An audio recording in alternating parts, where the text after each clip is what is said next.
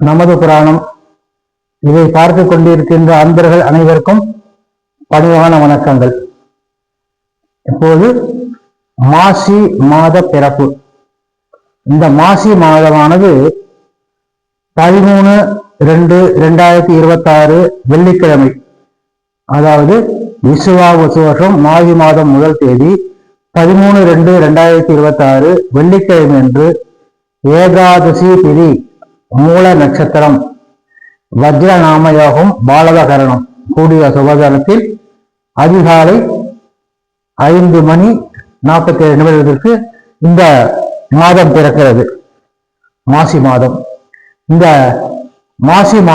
இந்த மாசி மாதத்தில் உள்ள கிரக நிலைகள்: மிதுன ராசியில குரு இருக்கார், சிம்ம ராசியில கேது பகவான், மகர ராசியில உச்ச வீட்டுல செவ்வாய் பகவான், கும்ப ராசியில சூரியன், ராகு, புதன், சுக்கிரன், சனி 5 கிரகங்கள்.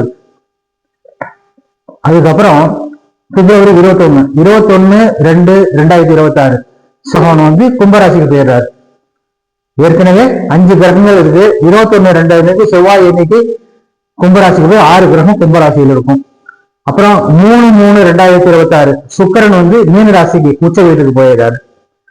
அடுத்தது 6/3/2026 சனி பெயர்ச்சி. சனி பகவான் கும்பராசியிலிருந்து மீன ராசிக்கு போவார். இதுதான் இந்த மாசத்துல உள்ள கிரக பயிற்சிகள்.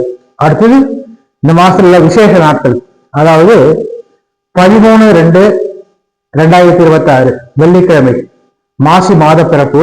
அது விஷ்ணுபதி புண்ணிய காலம். அது வருஷத்துல 4 நாள் விஷ்ணுபதி புண்ணிய காலம் சொல்லும். அது வைகாசி முதல் தேதி, ஆவணி முதல் தேதி, கார்த்திகை முதல் தேதி மற்றும் மாசி மாதம் முதல் தேதி விஷ்ணுபதி புண்ணிய காலம். அன்னைக்கு விஷ்ணுபதி புண்ணிய காலத்துல சூரிய இருந்து 10 மணிக்குள்ள பெருமாள் கோயிலுக்கு போயிட்டு, அது பெருமாள் கொடிமரம் இருக்குங்க பெருமாள் கோயிலுக்கு போயிட்டு 27 பிரதட்சணம், 27 எண்ணிக்கை ஏதாவது பூ கணக்கு 27 போயிட்டு ஒவ்வொரு பிரதட்சணம் வரும்போது கொடிமரத்துல ஒரு பூவை வச்சு பிரதட்சணம் பண்ணி அந்த பிரார்த்தனை செஞ்சாக்க அது ரொம்ப சிறப்புன்னு சொல்லுவாங்க. அந்த விஷ்ணுபதி புண்ணிய காலம் அப்படின்னு போட்டு அதை நான் பதிவிட்டிருக்கேன், அதை பார்த்தா தெரியும். அடுத்தது 16/2/2026 திங்கட்கிழமை போதாயன அமாவாசை. 17/2/2026 செவ்வாய்க்கிழமை அமாவாசை. அமாவாசை செவ்வாய்க்கிழமை. திங்கட்கிழமை போதாயன அமாவாசை. அது அது கிருஷ்ணர் ஏற்படுத்தினது.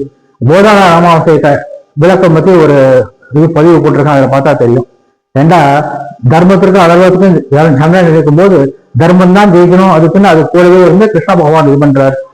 அதாவது பஞ்ச பாண்டவர்கள் ஒருத்தராக சகாதேவன், அவன் சாஸ்திர நிபுணன். அவன்கிட்ட துரியோதனன் சகுனி சண்டையில அவங்க ஜெயிக்கிற மாதிரி 4 வச்சு கூட கேட்கறாங்க. எப்படி இவங்க கூட சண்டை போடணும், இவங்க ஜெயிக்கணும், அப்படி எப்படி 4 வச்சு கொடுப்பாங்க? இப்போ வரைக்கும் கொடுக்க மாட்டாங்க. அப்போ சகாதேவ சாஸ்திரத்துல கொஞ்சம் கூட தவறாதவன், சாஸ்திரத்துல பொய் சொல்லக்கூடாது, நேர்மையும் நாணயமும் இருக்கவன். அப்படியே துரியோதனை கேட்கறாங்க சகுனிட்ட, எப்படி நாம அவங்க கூட சண்டை போடுறோம், அப்படி இருக்கும்போது எப்படி நல்ல 4 வச்சு கொடுப்பான்னு கேட்க சொல்றாரு. சகுனி சொல்றாரு, இல்ல அப்படிலாம் இல்ல, அவன் நல்லவன், சரிதான் வச்சு கொடுப்பான், சாஸ்திரத்துக்கு புறமா நடக்க மாட்டான் அப்படின்னு சொல்லிட்டு கேட்கறாங்க. அவர் தான் அந்த அமாவாசை அன்னைக்கு போர் புரிஞ்சா உங்களுக்கு வெற்றி சொல்லி கொடுக்குறாரு. அத்திரமும் ஜெயிக்கக்கூடாது, அதுக்காக கிருஷ்ண பகவானுக்கு அவருடைய யுக்தியால அமாவாசையை முதலாள இது பண்ணி அந்த போதாயன அமாவாசை அந்த கதை விளக்கம் அதுல கொடுத்திருப்பாங்க, அதில் பார்த்தா தெரியும். அடுத்தது 2/3/2026 திங்கட்கிழமை மாசி மகம், ரொம்ப விசேஷம். அடுத்தது 3/3/2026 சந்திர கிரகணம் வருது. அந்த கிரகணம் பத்தி அதுவும் பதிவிட்டு இருக்க, எத்தனை மணிக்கு ஆரம்பிக்கும், எத்தனை மணிக்கு முடியுது, அது உள்ள பரிகாரம் பண்ண வேண்டியதெல்லாம் போட்டிருப்பேன், அது பார்த்து தெரிஞ்சிடும். அடுத்தது 6/3/2026 சனி பெயர்ச்சி. அன்னைக்கு சனி பகவான் கும்பராசியிலிருந்து மீன ராசிக்கு போறாரு. பொதுவா மீன ராசிக்கு போறதுனால எல்லாருக்குமே அதிகமா கஷ்டமா இருக்காது. குருவோட வீட்டுக்கு போறாரு இல்லையா, அவருக்கு கொஞ்சம் இதா இருந்தாலும் குருவோட வீட்டுக்கு போறதுனால ஒரு சாந்தம் ஆயிடுறாரு. அதனால யாருக்கும் அதிகமா கஷ்டத்தை கொடுக்க மாட்டாரு. அடுத்தது 14/3/2026 சனிக்கிழமை காரடையார் நோன்பு. அதாவது மாசி மாசம் முடிந்து பங்குனி மாதம் ஆரம்பிக்கும். அது காரடையார் நோன்பு. சத்தியவான சாவித்திரி கதையை வரும். இந்த சாவித்திரி யமன் டென்ஷனுடைய கணவன் சத்தியவான மீட்டு வந்த அந்த கதை. இதுவும் அந்த காரையார் நோன்பு கதை பதிவிட்டிருக்கேன், அதுல பாத்தீங்கன்னா தெரியும். ஆக இந்த மாதத்தோட இதெல்லாம் இது. இந்த மாசத்துல இந்த சனி பெயர்ச்சியால மகர ராசிக்கு 3ஆம் இடம், துலாம் ராசிக்கு 6ஆம் இடம், ரிஷப ராசிக்கு 11ஆம் இடம், குரு சனி பகவான் வந்து அனுகூலமான இடத்துல இருக்கு. அந்த 3 ராசிக்கும் சனி பகவான் அள்ளி தர போறார். ஏற்கனவே குரு பகவான் ரிஷப ராசிக்கு 2ஆம் இடத்துல அனுகூலமா இருக்காரு. அடுத்தது சிம்ம ராசிக்கு 14ஆம் இடத்துல அனுகூலமா இருக்காரு. துலாம் ராசிக்கு 9ஆம் இடத்துல அனுகூலம், தனுசு ராசிக்கு 7ஆம் இடத்துல அனுகூலமா இருக்காரு, கும்ப ராசிக்கு 5ஆம் இடத்துல அனுகூலமா இருக்காரு குரு பகவான். அதனால இந்த ராசிக்கெல்லாம் ஓரளவுக்கு நல்லாவே இருக்கு.